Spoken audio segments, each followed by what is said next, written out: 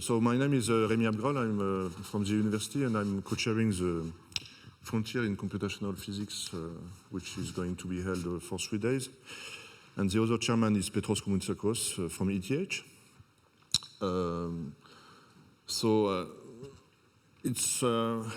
Today is a very special. This next talk is very special because it's my first conference in my life where I have an invited speaker who is invited by 2 conferences similarly. So there is some logic inside this because, as you see, there is written computational science, and the task is scientific computing. So we are maybe more involved in the physics or more involved in some applications. So the focus might be more narrow, but there is some logic. So what I've forgotten to mention, because of course I forget many things. So this conference, so our conference, Frontier in Computational Physics, is an emanation of the editorial board of the Journal of Computational Physics. So it's sponsored by Elsevier, and it has a large support from ETH Zurich, and I have to confess a smaller support from the university, mainly by manpower. And for ETH is this room, etc., etc.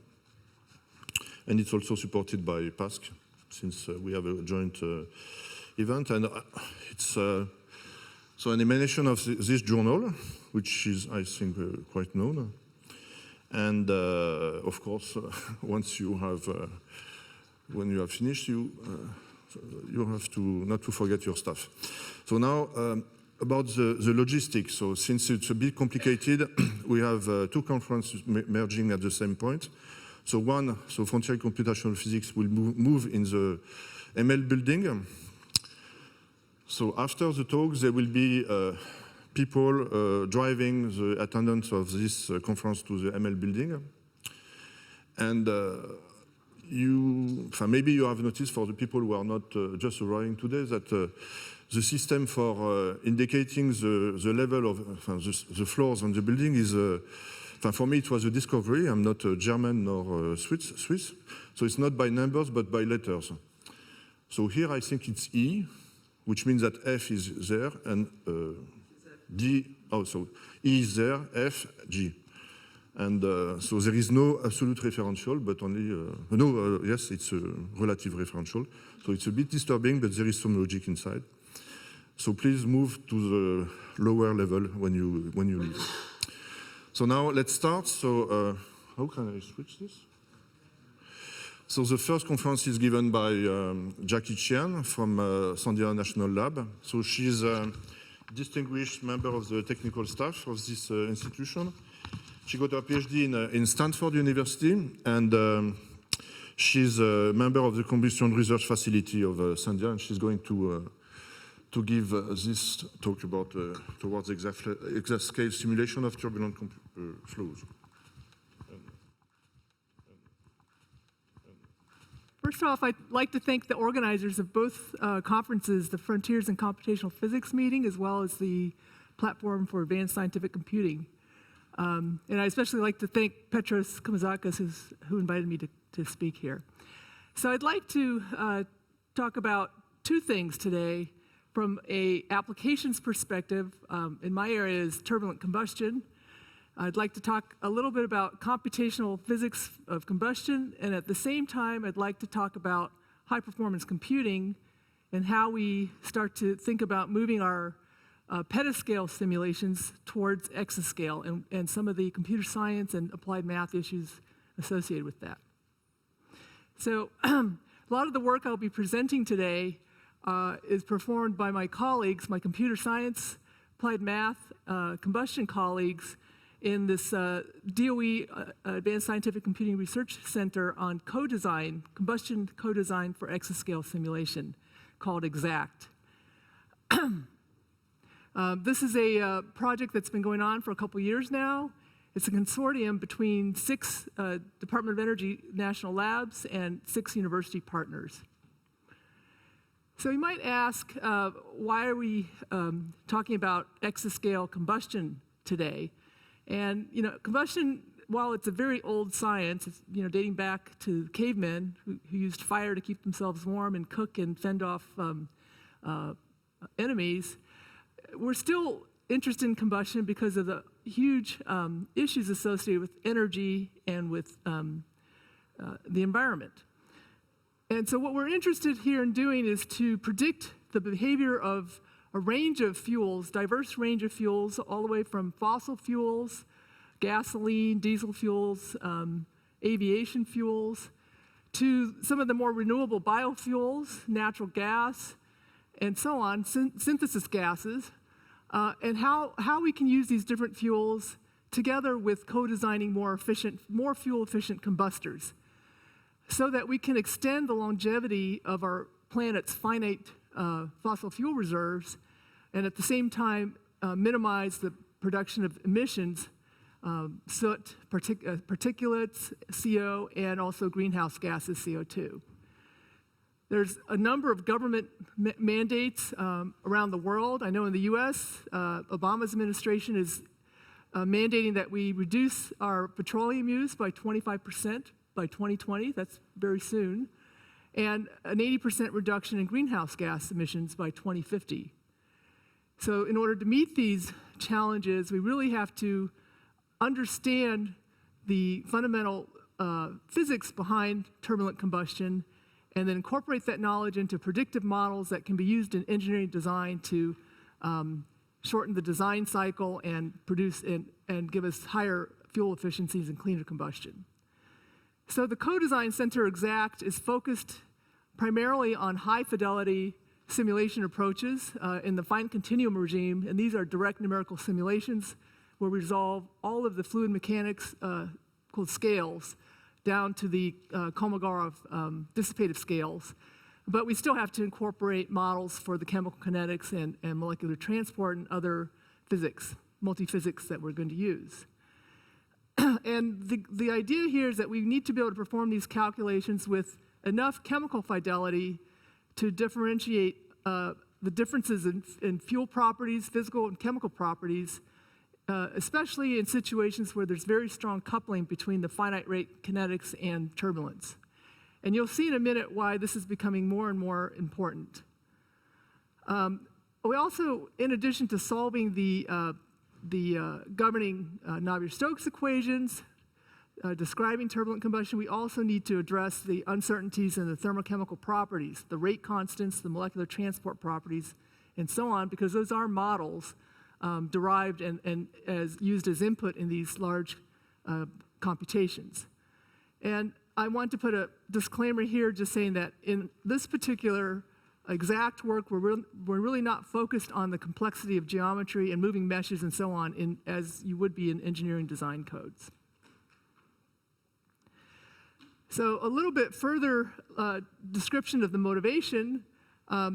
In particular, we're interested in studying gas phase turbulence chemistry interactions that are motivated by the underlying physics in advanced internal combustion engines and in gas turbines. As we drive towards higher fuel efficiency and lower emissions,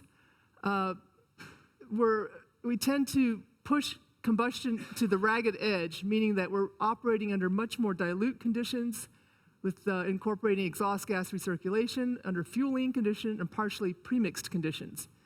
These represent regimes of combustion that have multi-modes, mixed modes, for which models currently fail to be predictive. This point can be seen in this plot here on the right, where I'm plotting the fuel-air local equivalence ratio. Whoops. Somehow advanced. Okay. Fuel-air equivalence ratio versus temperature. And what you see is that there are these two nasty emissions islands, soot here under fuel-rich conditions, and NOx, nitric oxide, here under high temperature, lean to stoichiometric conditions.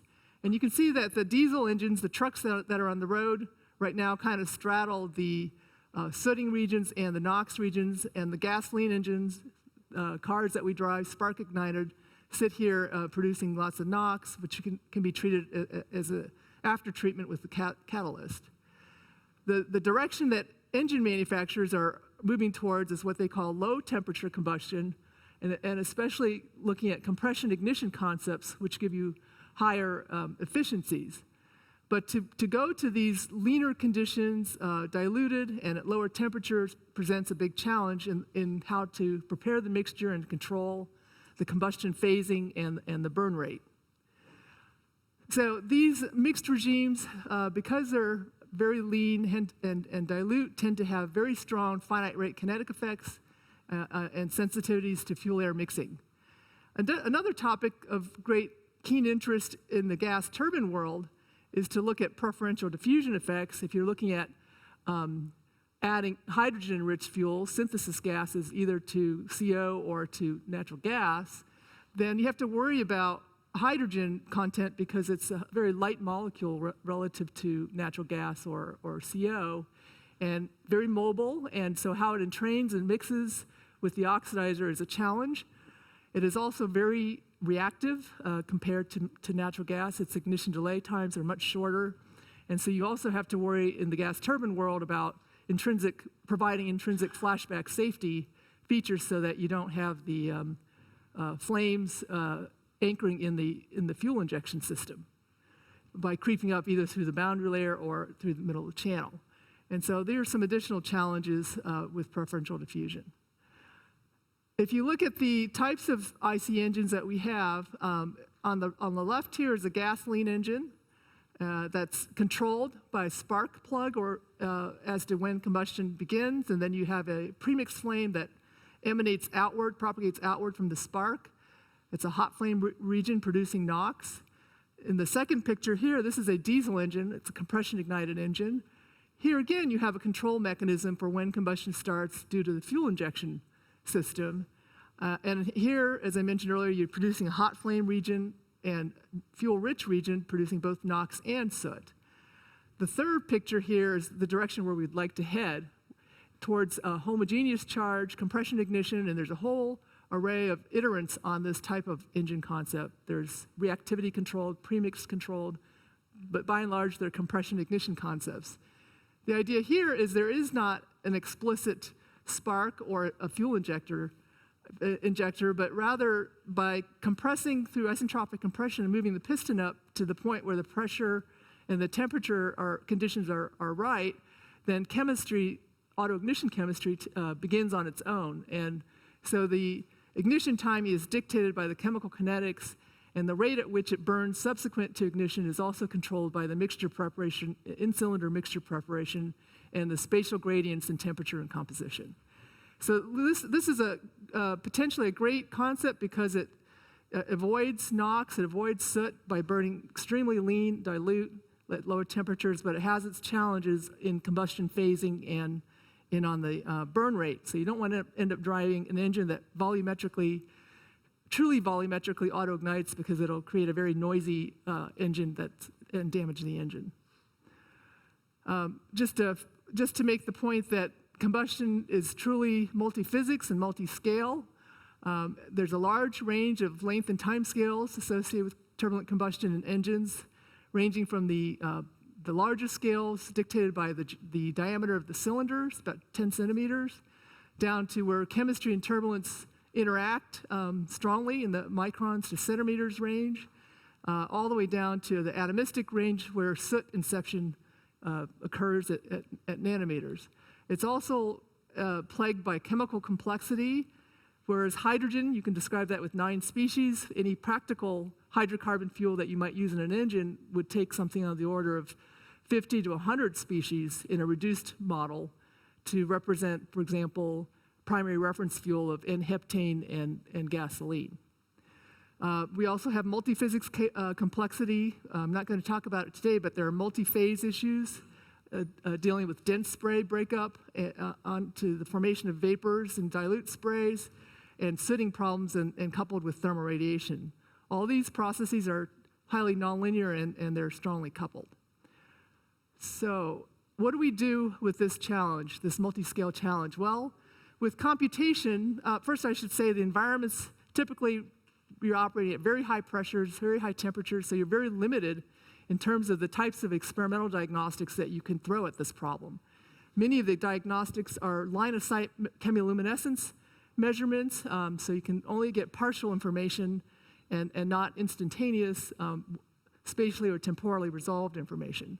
So computation has a very strong role potentially to play here.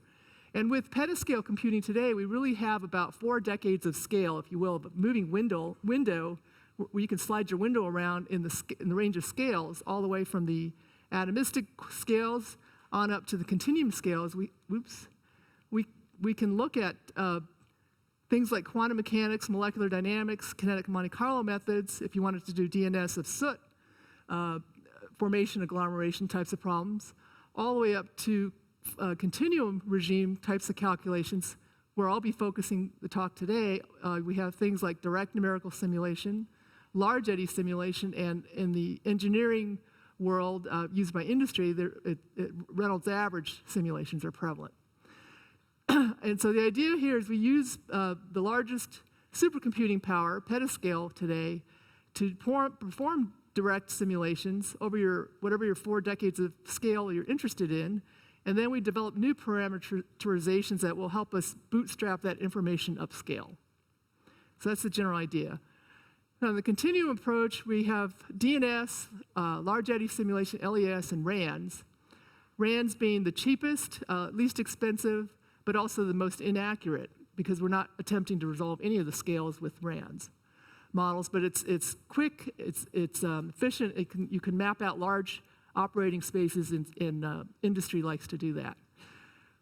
And if you look at the energy spectra here shown in blue, where RANS, all of the scales are modeled. In LES, you resolve the larger scales down through the inertial range, where you might have a cutoff either in the inertial range, or if you're doing high fidelity LES, maybe your cutoff is out here somewhere in the dissipative range.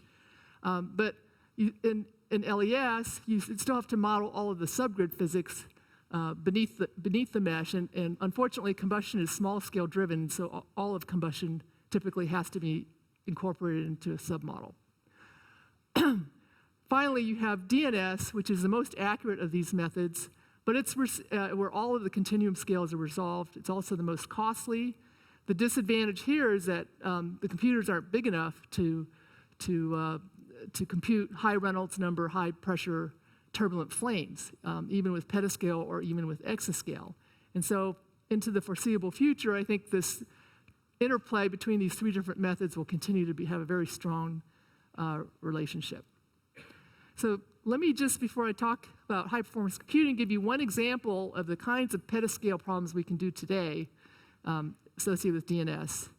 This is a problem that was inspired by some work at the Combustion Research Facility by Lyle Pickett, who's performing engine simulation, diesel engine experiments of spray auto ignition and lifted diesel stabilization. And so this is an example type of measurement of a chemiluminescence showing diesel liftoff stabilization with 21% O2. The temperature of the ambient air is 850 Kelvin, and this is at 35 bar. And what you'll see in this movie is that the flame, the injectors on the left flow goes from left to right, and the blue line outlines the chemiluminescence, and you'll see the lifted flame trying to propagate upstream towards the injector, and every now and then you'll see a little ignition kernel, like a piece of popcorn popping, that will auto-ignite and merge into the flame body. So this is roughly the lifted stabilization point of this flame, where it flows issuing from left to right from the injector. And there goes one popcorn ignition kernel. Looks like another one goes. And then let's wait and see if there's another. There's a couple more ignition kernels that happen up here. So these are little hot spots. There's an island that happened, and it's not clear whether the flame propagates into the kernel or the kernel expands into a premixed front and propagates into the main body of the flame. But that's all the information that the experiments have. They also have plotted just a time history of showing the motion of the leading edge of this lifted flame, which produces this sawtooth-like structure where you have a rapid motion upstream followed by a slower migration downstream. And so you can kind of see these very sharp drops upstream, perhaps due to those hotspot autoignition. So we were interested in trying to understand at a fundamental level what's happening. And while we're not able to simulate at those kinds of pressures and turbulent Reynolds numbers of 100,000 and 35 bar, we could, a couple years ago, perform DNS of lifted ethylene air jet flame in a hot co-flow. And this is a stationary jet flame. The diesel flame is an impulsive jet flame, so there's some differences. But nonetheless, we were interested in seeing what happens with flame stabilization in the presence of a hot co-flow. And so the types of calculations we could perform a few years back were on the order of 1 billion cells needed to resolve the internal flame and ignition structures, high fuel jet velocities of 200 meters a second, nozzle dimensions of about 2 millimeters. The Reynolds numbers of the jet were the order of 10,000, and we could simulate this only a handful of flow-through times to collect statistics. In this particular case, the ethylene air was heavily diluted by nitrogen, such that the stoichiometric mixture fraction sits well into the core jet where there's high turbulence. And the co-flow temperature, we made this one quite hot, 1550 Kelvin, such that the co-flow, if it mixed a little bit with the reactants, would auto-ignite. Back then, this was performed on the Cray XT4 at the Oak Ridge Leadership Computing Facility on 30,000 processors, and this took about 7.5 million CPU hours. Now, just to give you an idea, these types of problems are highly transient, lots of spatial variation, and lots of species. Ethylene air has something like the order of 30 species that you transport. This picture on the left shows the HO2 hydroperoxy radical, which is a good marker of autoignition. And the picture on the right shows a movie on the right shows the temperature. And it's immediately visually clear that there's lots of HO2 preceding the liftoff, upstream of the liftoff position. And if you look at the temperature, you do every now and then see, like in the experiment, you see little hot spots that are islands ahead of the main body of the flame appearing. And the fact that there's lots of HO2 present upstream of this lifted flame is indicative of autoignition happening. Okay. So the advantage of these kinds of calculations is that you have complete information of the mixing field given by the mixture fraction scalar dissipation rate, the local mixture fraction, various species, OH, hydroxyl radical, which is what experimentalists measure, together with ignition markers like HO2 and formaldehyde that appear upstream of the lifted flame base. You can take this information, you can perform Favre or Reynolds averaging, as I've done in the upper frames for temperature, OH, formaldehyde, HO2, or you can look at their instantaneous structure. And more importantly, or most importantly, you can understand causality between mixing and combustion. So in this particular case, the flame base on the left branch of the lifted flame base is shown here. We're implanting hydroxyl radical in time, and you can see in time there appear these little hot spots that autoignite and are advected into the main body of the flame, and this appears sporadically again and repeats itself. And so we deduced from the statistics obtained from these calculations that ignition occurs under very lean conditions with low scalar dissipation rate, low mixing rates, where the radicals are sheltered. There's no self-propagation upstream with the mixing structure here because the fuel is heavily diluted and it can't keep up with the oncoming convective turbulent motion. And so you have local extinctions occurring by high mixing rates, or flame shortening occurs as this flame base is convected downstream. And there's also a strong coupling between the shear layer dynamics in the near field together with this flame. So one analysis that is quite useful in combustion to understand the flame structure and the kinetics is this chemical explosive mode analysis developed by Tin-Feng Liu. And in this method, we solve the governing equations for a chemically reacting flow, where Y here is the vector of dependent variables like the species concentration and temperature, and this G vector here contains the chemical source term and any loss terms like diffusion or heat losses. And if we evaluate the eigenvalues of the chemical Jacobian, those tell us what the chemical modes are. And if they're large and positive, those are explosive modes that, in the absence of losses, would lead to chemical explosion. And so we're looking for positive eigenvalues of this reaction rate Jacobian matrix. We can also construct explosion indices for the species that tell us about the correlation of the species with the chemical explosive mode. And we can also construct participation indices for the reactions to tell us which reactions contribute most or have most influence to a given chemical explosive mode. And so if we do this for this particular flame, these are the chemical explosive modes given in red, and where it crosses 0 into negative values is in blue are shown here. And so the flame, different branches of this flame can be delineated very clearly using the crossover for the chemical explosive mode. And you can clearly see that the two shear layers upstream of where the flame is lifted are highly explosive due to their autoignition characteristic, the interface here then separates a rich premixed flame front from a very lean, weak premixed front, and then behind there, the blue region represents the trailing diffusion flame. If we combine this with the SEMA chemical kinetics time scale with the mixing time scale or residence time, we can construct a local dam color number, and that's shown here, so that not all of those regions that would explode in the absence of losses would actually explode when you have finite mixing time scales. So then to look at the actual chemical structure of this flame obtained from the explosion indices, we can see in the near field, the hydroxyl radical is very important in the formation of these autoignitive mixtures. On the rich side, HO2 is extremely important. Temperature becomes important at the liftoff point, separating the premixed flame fronts from the jet fuel, and then downstream in the diffusion flame, CO and CH3CHO become important.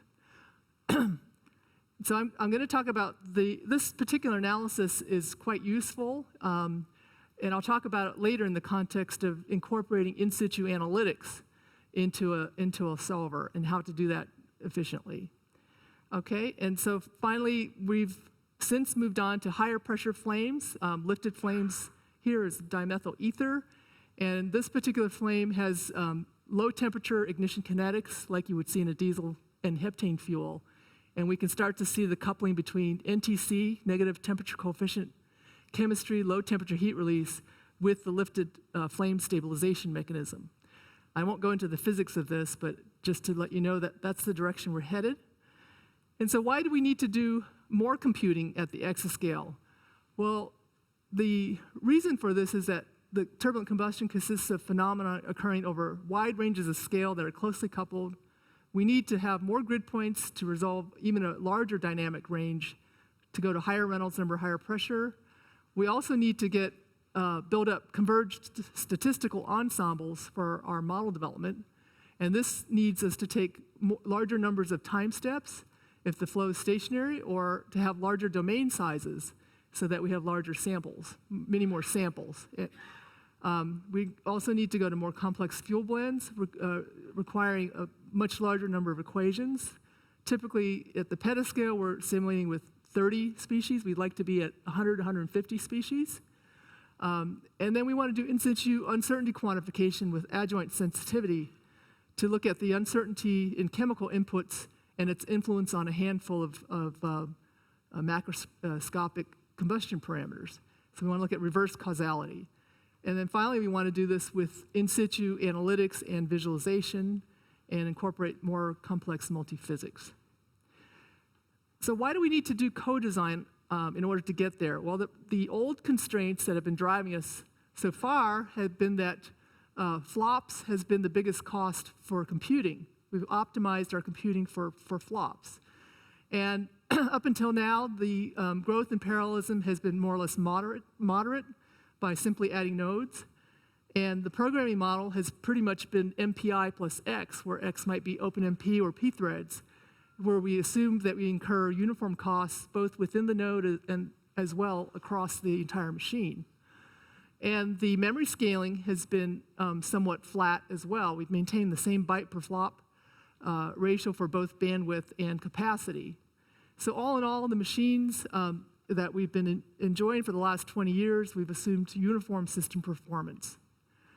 What's changed, however, as we move to exascale is that power is the main driving design constraint for future systems design. The reason is that most of the current petascale machines we have on the floor today operate with 5 to 10 megawatts of power per year at the cost of about $1 million per megawatt. And if we simply extrapolate that out to exascale, it's going to take on the order of 2.5 kilowatts. Megawatt, 2.5 billion watts of power, which is not feasible. It would take a gigawatt power plant next to the computer to run that.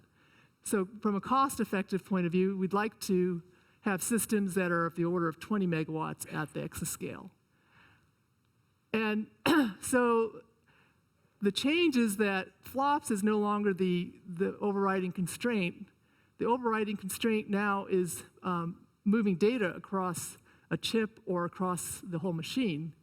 We have to be really wary about the energy cost to move data and minimize that data movement. So I know in the very near future of 2018, flops are going to cost less than moving a piece of information across the machine, across a chip, 5 millimeters. It will take 50 picojoules per operation compared to the 10 picojoules per flop. And so we have to really look carefully, introspect our codes to make sure that we don't move data unnecessarily. Also, because the peak clock frequencies have leveled off, the only way we're going to get concurrency is get parallelism at the exascale is through massive concurrency. So we're going to see exponential growth in parallelism up to 1 billion-way cores at the exascale. We're going to have to reason about data locality and possibly topology. And also the memory scaling is not keeping up with compute. Compute's growing twice as fast as capacity or bandwidth, and there's no global hardware cache coherence. And we'll have to deal with NUMA domains.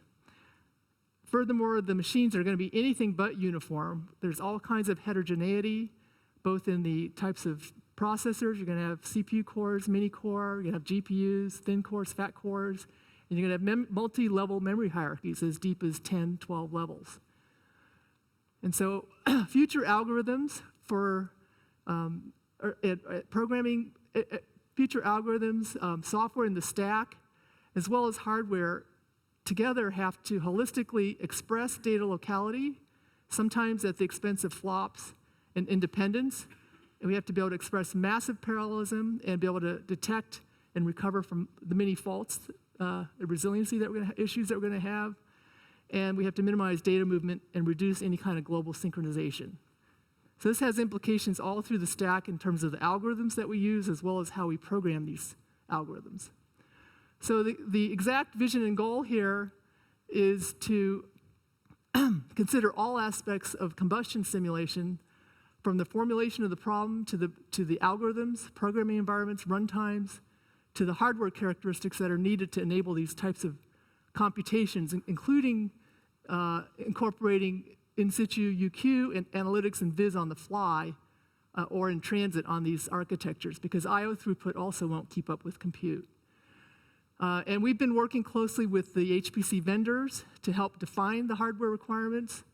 And the computer scientists on our team are looking at new programming environments and software stack that are more data-centric and using dynamic task-based runtimes to deal with these new constraints. And the main objective in this project is to develop high-fidelity block-structured adaptive mesh refinement codes with the embedded UQ and in-situ analytics. And actually, combustion, for the purpose of this CS project, is really a surrogate for a much broader range of multiphysics computational science areas. So with co-design, at the very top level, we have applications codes. And these can range from something like a simple DNS code like S3D, which might be 200,000 lines of code, to a more complex AMR code, which may be a couple million lines of code.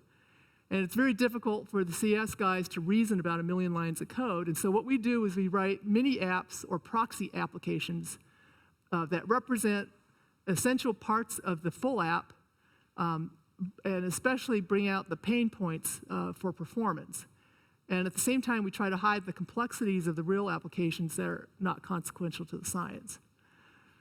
At the bottom end, where the hardware is, where we have future hardware architectures that don't exist today, we have proxy models for those architectures. So proxy machine models that, again, express what's important for performance and hide the complexity that's not consequential to performance.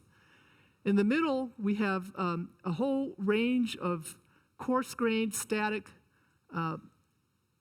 models for, as well as architectural simulators, fine-grained through to fine-grained architectural simulators at the node level or the memory structures. And so the computer scientists take these proxy apps together with advice from the algorithms folks, and we look at trade-offs. To use the proxy applications on the proxy hardware architectures to understand which trade-offs give us the highest value. And so these types of co-design trade-offs are not meant to give us absolute performance predictions, but they're really CS experiments that gauge relative improvements over control. And at the end of the day, we still have to test a lot of these trade-offs against full applications. So in Exact, we've developed a number of these proxy applications, which are listed here, ranging from compressible and low Mach flow DNS solvers. There's CNS and SMC are proxies for S3D. Castro is a compressible AMR proxy. LMC, which is the full app, but it is also a proxy. And then within the low Mach code, we have a multi-grid solver, HPGMG, and a chemistry solver. We also have proxy apps for the descriptive statistics, for topology, and for parallel volume rendering visualization. We've combined some of the topological analysis to help guide the UQ because of the large data management issues. And so there's a new UQ plus topology proxy for looking at adjoint solution data flow. And finally, surrounding all of this is a metaskeleton workflow proxy app that looks at the entire end-to-end workflow. You can download these different proxy applications at our website.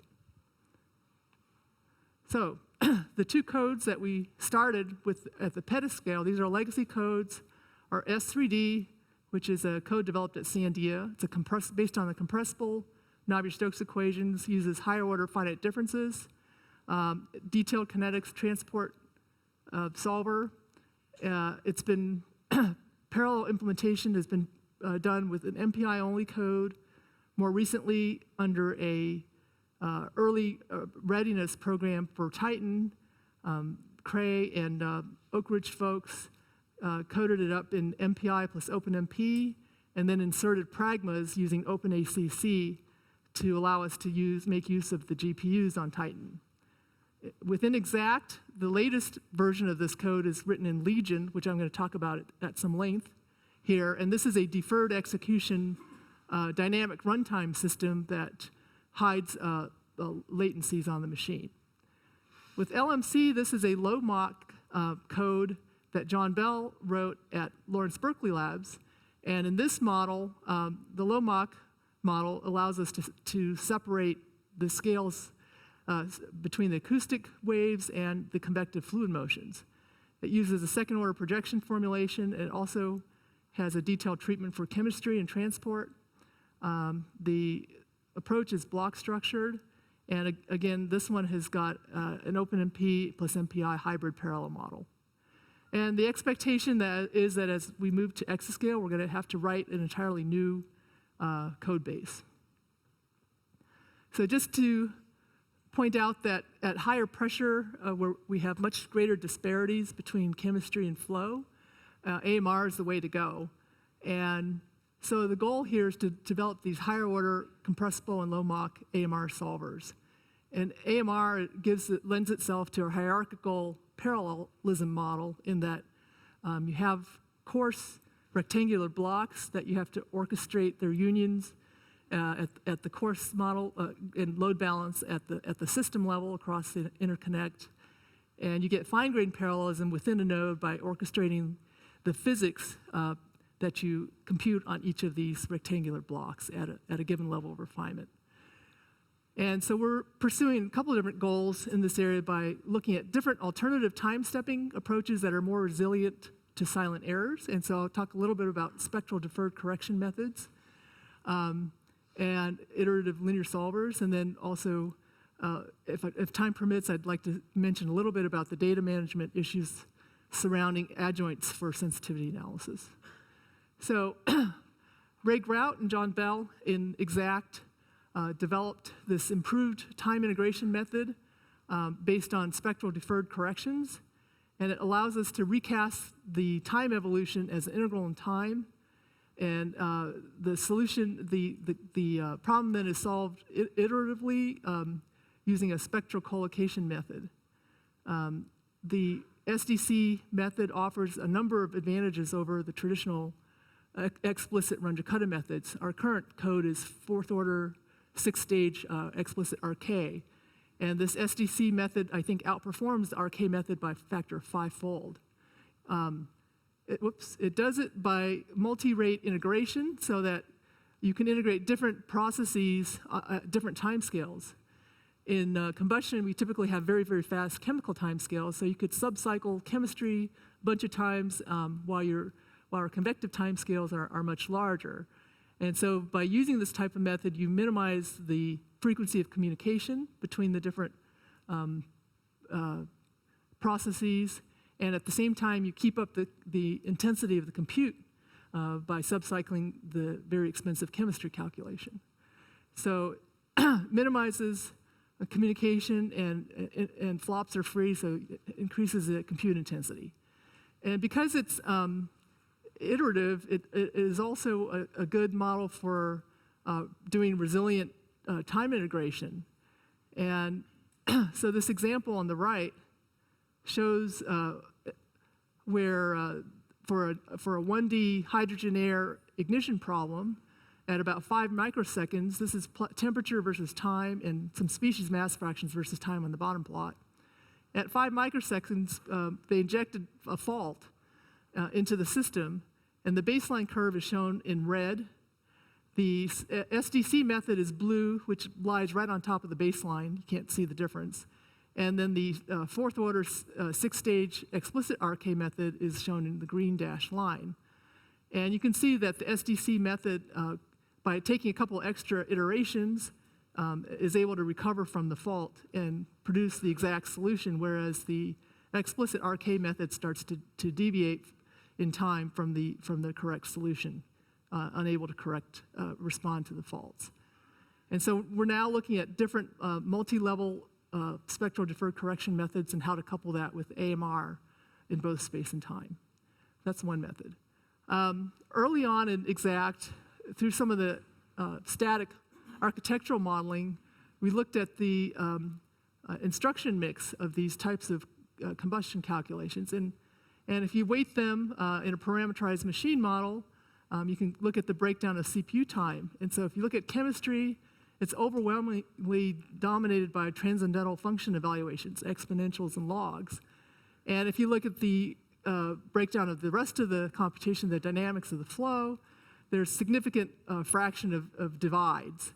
And so extracting this floating point instruction mix and estimating the CPU time helps us identify hardware support for fast vectorized evaluation of divisions, as well as hardware support for exponentials. The modeling sim work also helped us analyze state variable accesses in the computation of chemical kinetics, which is one of our most expensive kernels. And it showed that these chemistry computations have huge working sets, especially if you're looking at 100-some species and 1,000 elementary reactions. And so if we could increase the register sizes to something on the order of 256, we would minimize the register spill impact on the L1 cache traffic. And so again, this is the kind of information that you can get from static modeling and then progressively do more detailed modeling to inform the hardware vendors. Another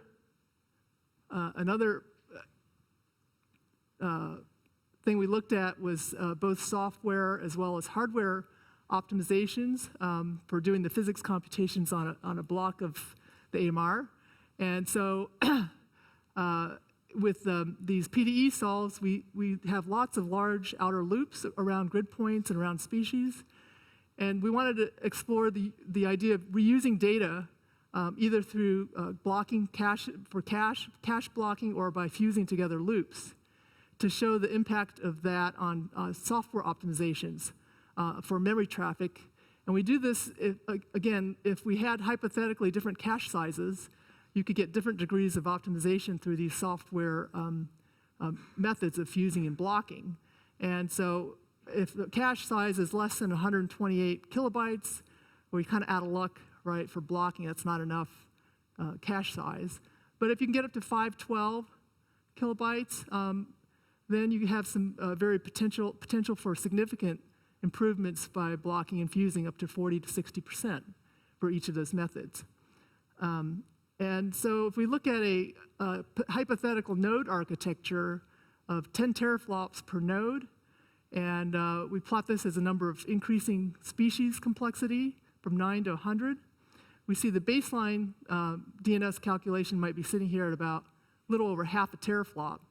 If we were able to have the extra cache size, we could almost double that performance just purely through software improvements shown by the red cache blocking, green is loop fusing. And then in hardware, we get huge payoffs if we could go from a baseline memory bandwidth of 1 terabyte per second up to 4 terabytes per second. That makes a huge difference.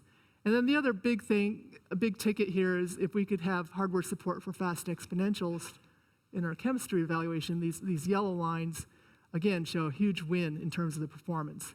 So potentially we can get up to about four teraflops with both these software and hardware improvements. And so identifying that through mod sim and then looking at it more detailed using hardware simulators has allowed us to interact and communicate this to the HPC vendors.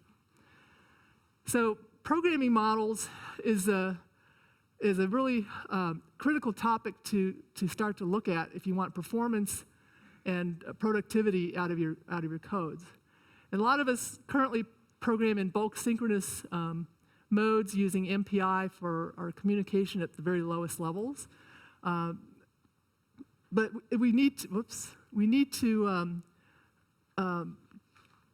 be able to program these combustion applications and characterize these algorithms on different designs of architecture. So we want to be able to simplify programming to automatically identify locality, express locality and independence.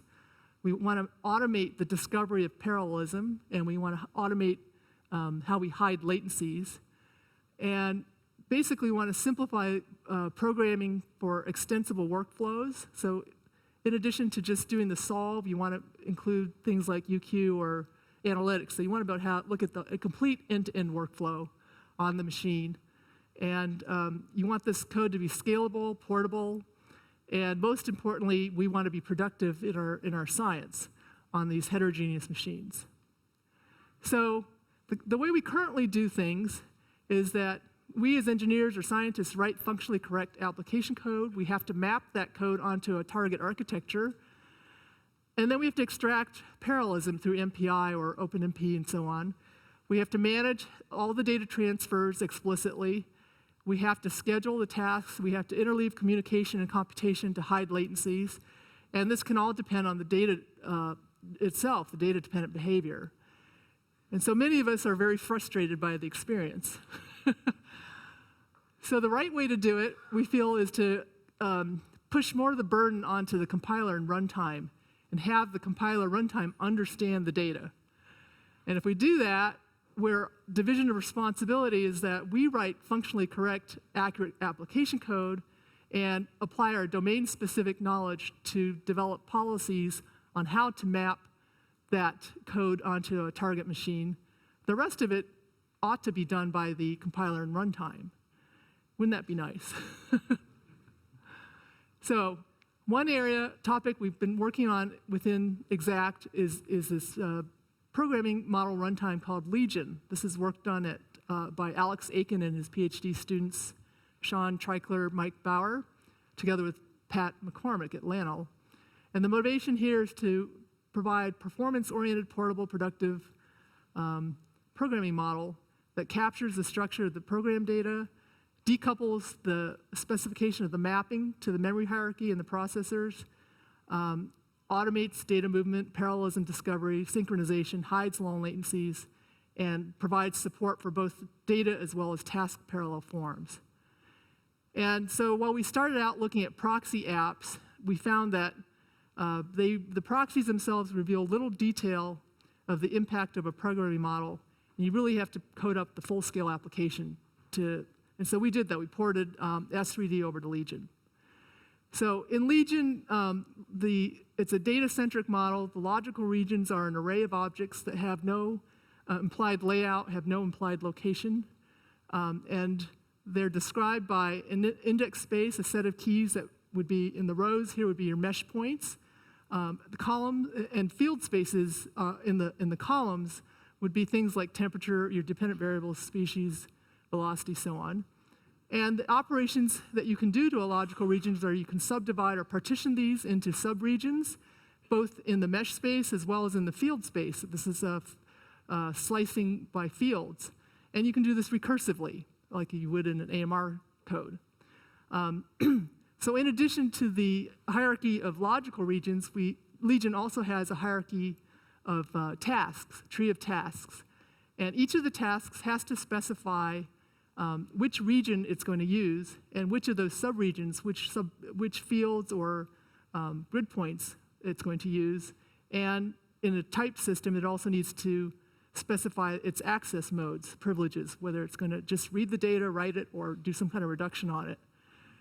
And so then the Legion runtime can reason about the data dependencies or their disjointness, if they're accessing different regions, in how it schedules the tasks onto the machine.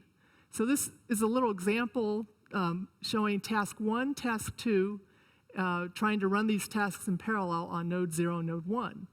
So in task 1, we are accessing region R and field A, subregion field A. And Legion runtime would realize, well, in task 2 is disjoint from data asked for by task 1 because it's only accessing field B in a read-only manner. And so it would go ahead and schedule both tasks to run in parallel on node 0 and node 1.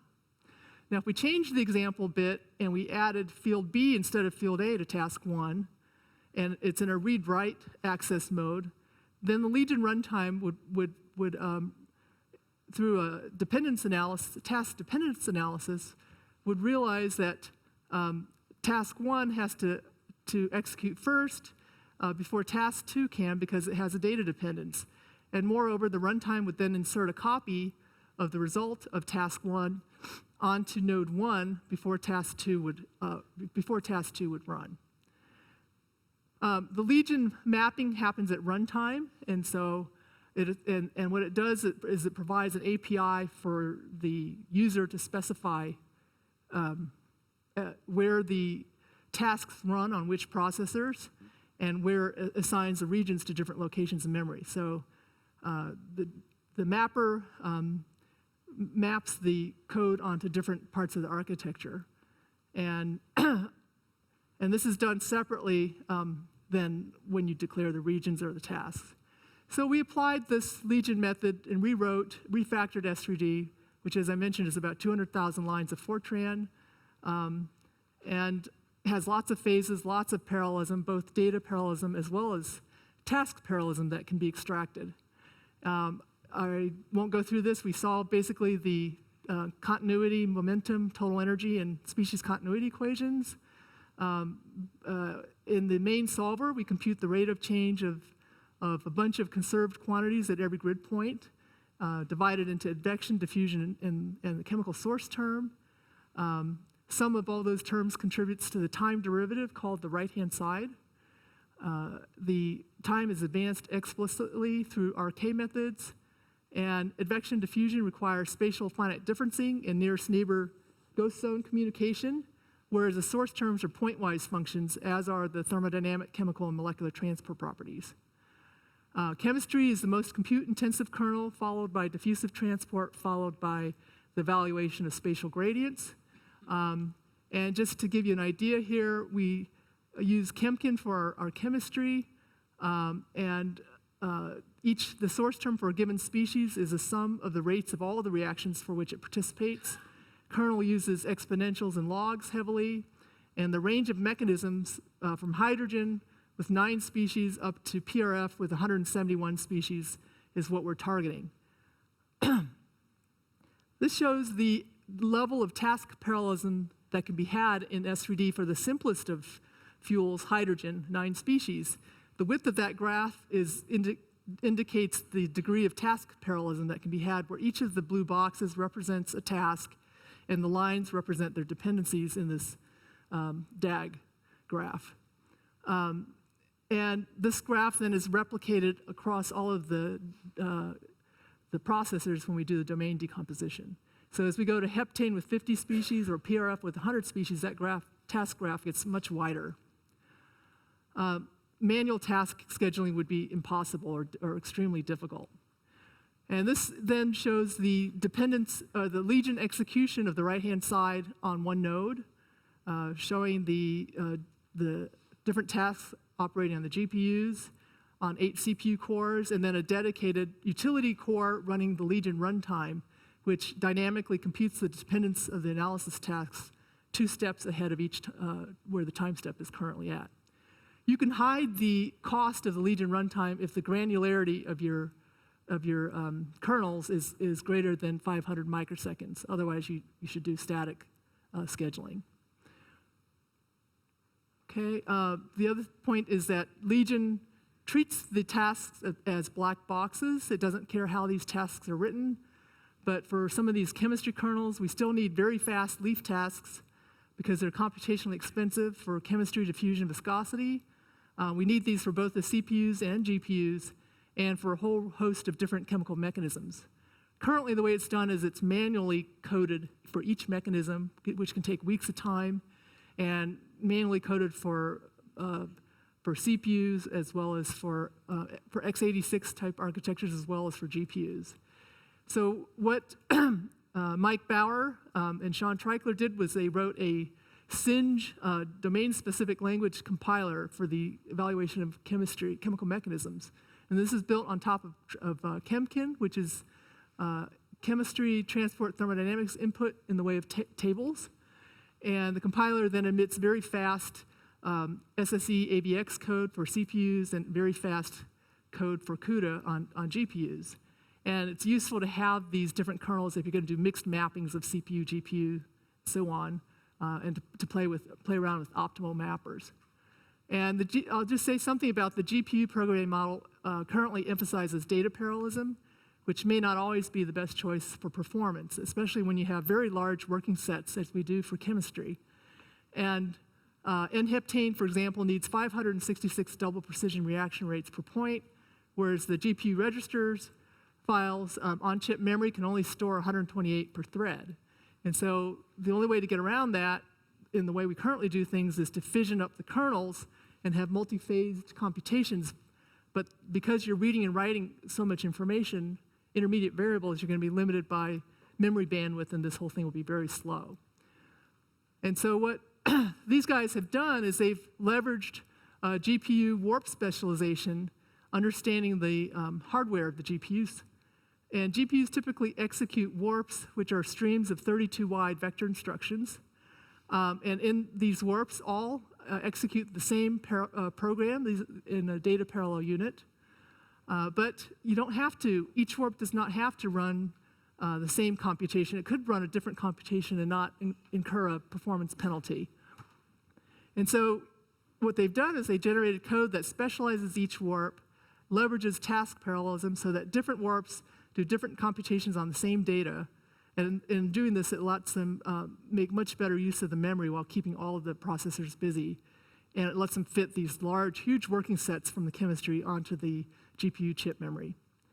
So this is just a cartoon of SING showing that warp 0 through warp 3 are computing different subcomputations of the chemistry. And then at a later phase, warps 0 and 1 continue to compute different subcomputations of the chemistry, whereas warps 2 and 3 have moved on to quasi-steady state assumption computations, and so on. And then there are still barriers between the different warps and also inter-warp barriers in evaluating the quasi-steady state assumptions. And so how did we do? We'd like to just touch upon the performance results. The SING kernels run much faster than the current hand-coded CUDA versions. We beat them by 3.75. Actually, that number's old. It's 5 times faster than previously optimized data parallel CUDA kernels. And then we looked at 3 different test beds, heterogeneous test beds for comparing the performance of S3D Legion against its earlier MPI only or OpenAC versions. And so the test beds here are Keeneland, which is 128 nodes, recently retired, has 16 Intel Sandy Bridge cores with 24 gig of RAM. It had an older generation of a GPU, 3 Fermis, each with 6 gigabytes of RAM. The second test bed is Titan at Oak Ridge, which is the second fastest machine on the top 500, 18,000 nodes, 16 interlogos cores with 32 gig of RAM. It has 1 Kepler's K20X GPU with 6 gigabytes of RAM. That's not a lot of memory. And it has a Gemini Taurus interconnect. The third machine we did our benchmarking on is here at ETH, Pisdaint, with 5272 nodes, 8-core Sandy Bridge CPU with 32 gig of RAM, similar to Titan's, and same Kepler K20GX, 6 gigabytes of RAM on the GPU, and this one uses a Cray Dragonfly Aries interconnect. Okay, so I'll skip that. Let me just, well, I'll go back to that if I have time, because I may not have time to present that one. But anyway, if we compare the Legion S3D code throughput compared with the MPI-only Fortran S3D code shown in the red line, red symbols on the bottom, versus the number of nodes on Titan, we haven't done the scaling up to all 18,000 core nodes because of some issues with PGAS. But we have done it up to about almost 14,000 nodes. And what we're seeing is a range of performance that's 3.9 times faster with the Legion S3D. This is throughput, so higher is better, and flatter is good scaling.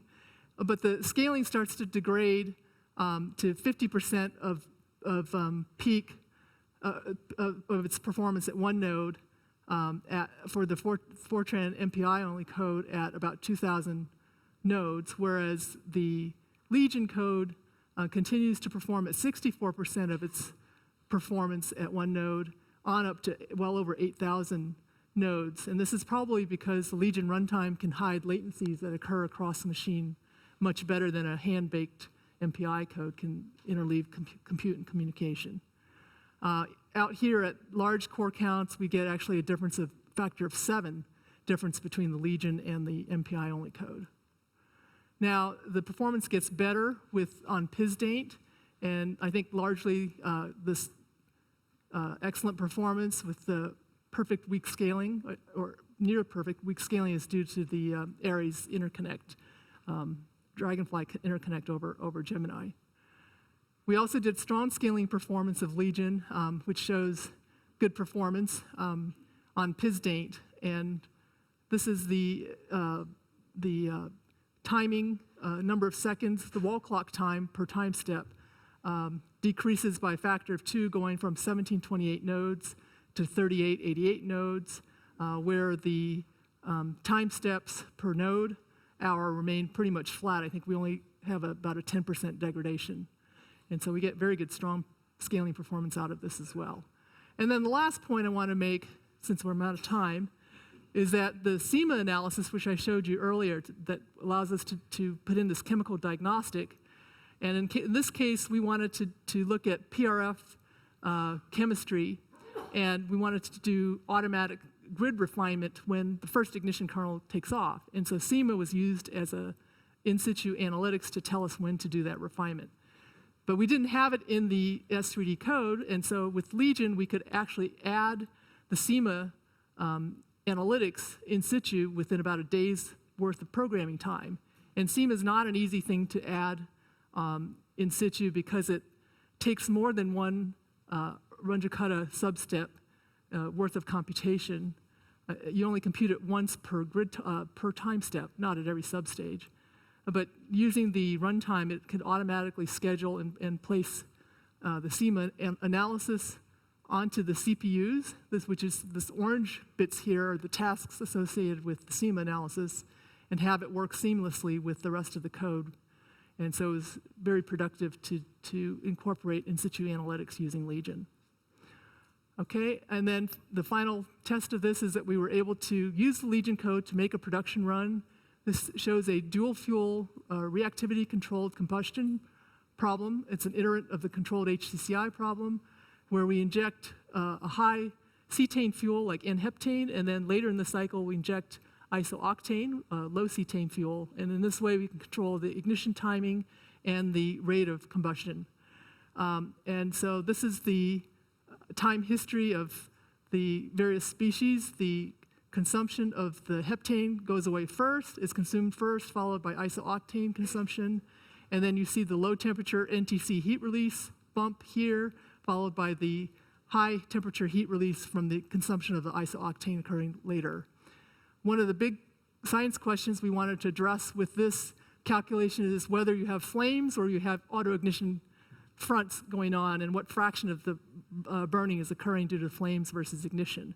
And so using these types of calculations, we could identify through detailed reaction diffusion balances the fractional rate of flames versus ignition propagation, and use that information for development of models. So I will stop here and not have time to talk about UQ and orchestrating that workflow, but we'll leave that for another talk.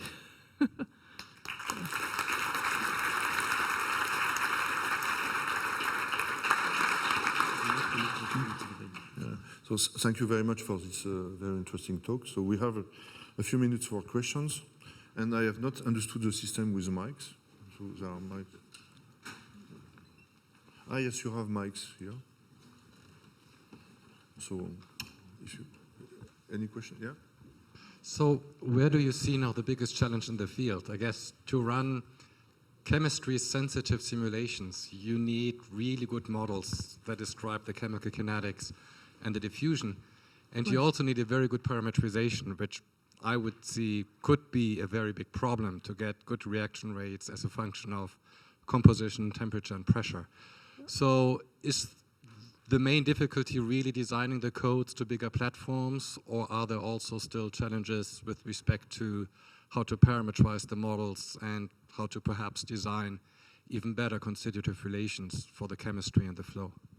So clearly chemistry and molecular transport and other constitutive models are very important, right? And so we're working closely with chemical kineticists on developing or going after rate constants, especially in these low temperature, high pressure regimes where a lot of the rate constants aren't terribly well known.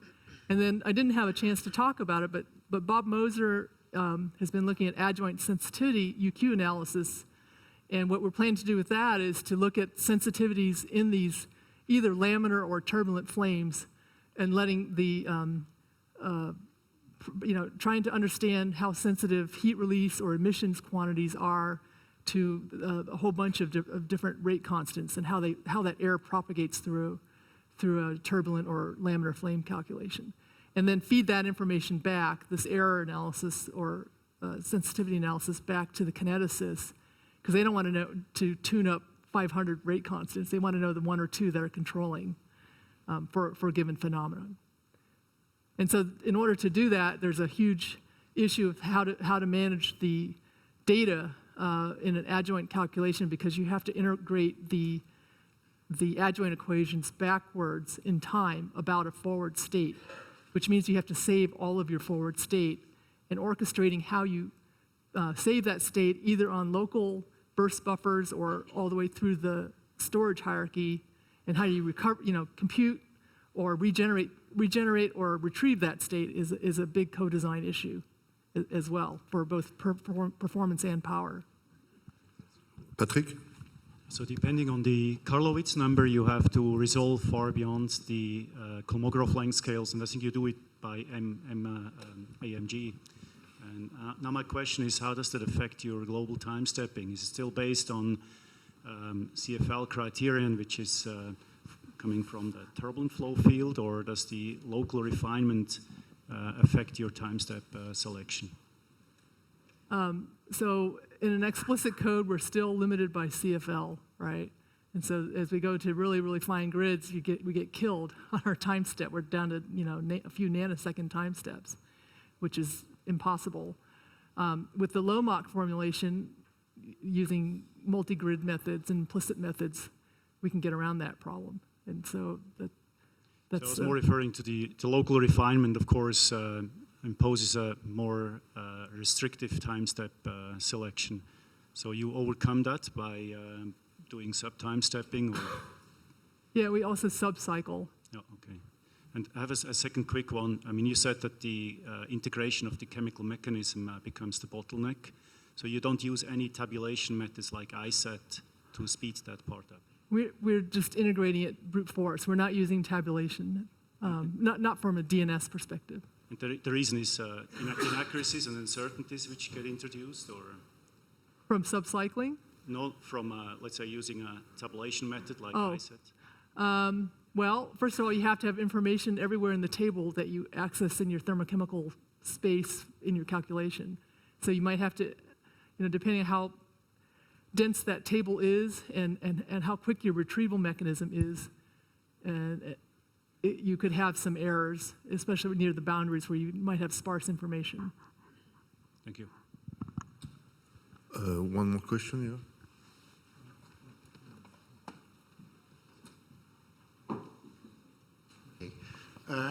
I believe to remember that getting the right propagation speed of combustion fronts used to be a big challenge, I think. And how is this solved nowadays? Do you kill this problem just by using finer grids? I'm asking because at one of the slides you said you use high-order finite difference schemes. That sounds pretty conventional to me. Yeah. And I wonder if one could not do the same problem maybe on coarser grids, cheaper, by using some kind of high-resolution schemes, different from these more conventional schemes. Well, so we are using higher order finite difference schemes, or 8th order in space and 4th order in time. So when you say going to higher order than that, or these are not spectral methods. Yeah, so we went from spectral collocation methods to finite difference methods, and originally we were using higher order pet-A schemes. And then we went to centered finite difference schemes because of the ease of parallelism. Parallelization, right? While still giving higher order. So if you look at these higher order schemes on a modified wave diagram, they hug the spectral line pretty far out before they drop down in accuracy. So I think we have sufficient accuracy with these finite difference methods to resolve the turbulent flame propagation front as well as the turbulence itself. And you need to have finite difference methods in a combustion problem because you have heat release, right? And it's not triply periodic. So you have outflow boundary conditions in the direction where you have of the flame, normal to the flame front. So you have to have outflow boundaries, and the spectral methods don't work there. Okay, we can take one last question, Philippe. Yes, this is a general question to the assembly. Do you think it's reasonable that each research team develops its own task runtime? No. I think I think it's fine to experiment. We're kind of in early days still. I don't think, I think we need to experiment more, right? And have maybe a wider range of algorithms that we test these task-based runtime systems with. I think we're still far from having a standard form yet. You know, whether some of these concepts might be incorporated into OpenMP4 or something else, it remains to be seen, or OCR. We don't know. But I think a few of us ought to try this and you know, learn some lessons that can be passed on to the rest of the community. But it's clear to me that straight MPI and bulk synchronous code and having the parallelism at such a low level where you're orchestrating sends and receives without any global picture of what's going on is not the right answer. Okay, so thank you very much again.